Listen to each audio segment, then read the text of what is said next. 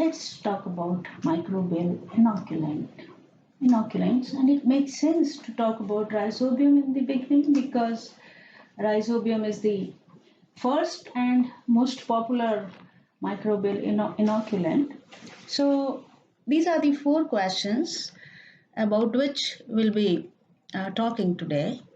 First is what are rhizobial inoculants and how they affect the crops, how to obtain a good starter culture of rhizobium, and identification that whether the culture which we have is pure or not. So with this one, the obvious choice of rhizobium was the first one which was discovered and commercialized. It was in as early as 1930 that a US company produced the rhizobial culture in the market for farmers. And if you look at these today, you will see hundreds and thousands of the companies are producing rhizobia. The rhizobia does not represent a single genera. Rather, it is six genera: Rhizobium, Bradyrhizobium, Cynorhizobium, Azorhizobium, Mesorhizobium, and Allorhizobium. Of these, the Rhizobium and Bradyrhizobium are the most popular ones. And what does this rhizobium do? It forms a nodule with leguminosae members, and not all leguminosae members form these nodules, because if we accept the three subfamily classification of leguminosae, there is only one member of Caesalpinaceae that forms the nodules. And yeah, so I think I have a small clip which I'm playing from YouTube. You can have a look at this to see what nodules but I'm also are looking at the and nodules. And here's one little trick you may have heard about before. When you look at those nodules, just split a few of them open and look at what color they are inside. If they're kind of a reddish color, well, they're actively producing nitrogen for your crop. If they're a green or a brown color inside, well, then those nodules are dead and they're really not producing for you. So the nodules, they are an interplay of nod genes, NIF genes, fixed genes from the rhizobium, and legumes provide them the leg hemoglobin to provide rhizobium suitable conditions to perform the nitrogen fixation.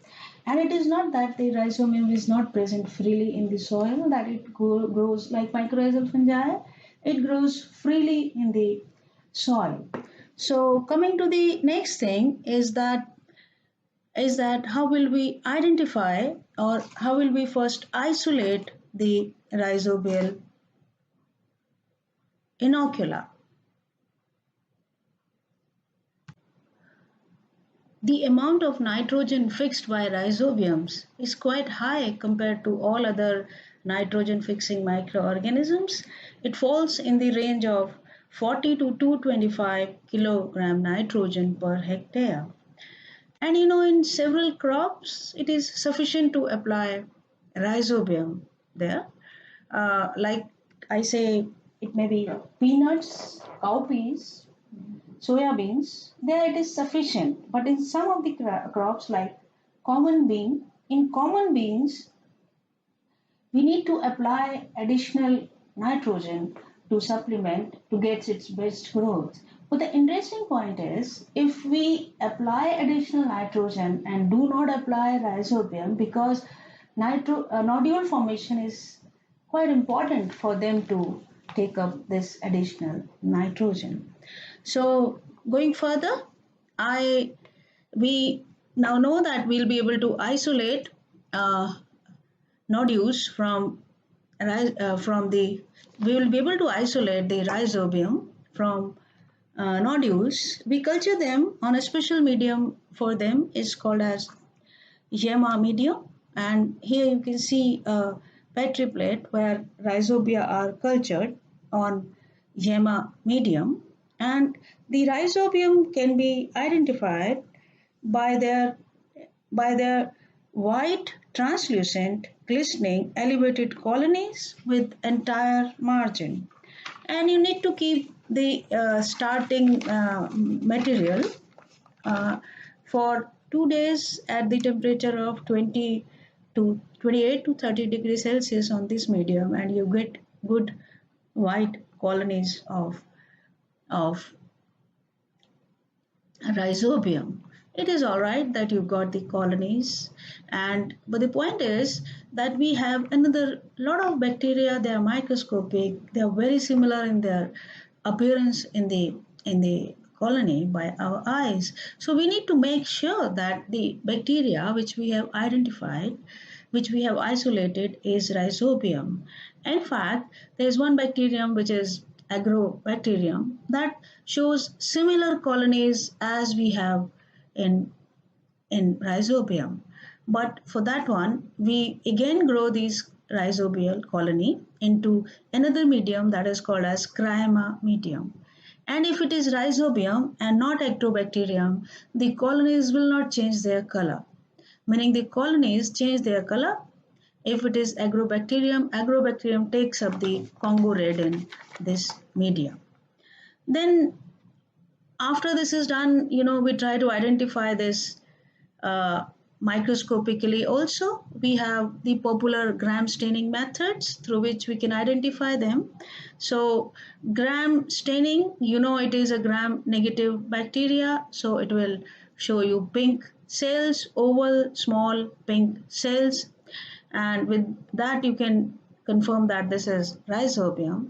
But for rhizobium, these microscopic or maybe culture method, morphological methods are not sufficient, and we need to perform several tests like citrate utilization test, starch utilization test, catalase test, antibiotic sensitivity, etc. So you need to perform these tests to confirm that, meaning these are biochemical tests, and for most of the microorganisms, they are quite easy to confirm that the culture which you have got is rhizobium. So here is one picture which is showing you the catalase test. So after you have grown the colony, what you see is that if you add H2O to this, it gets converted to oxygen, and you see oxygen bubbles in the battery plate. Similarly, you can also check the antibiotic sensitivity. We keep the paper discs which are dipped in the antibiotics.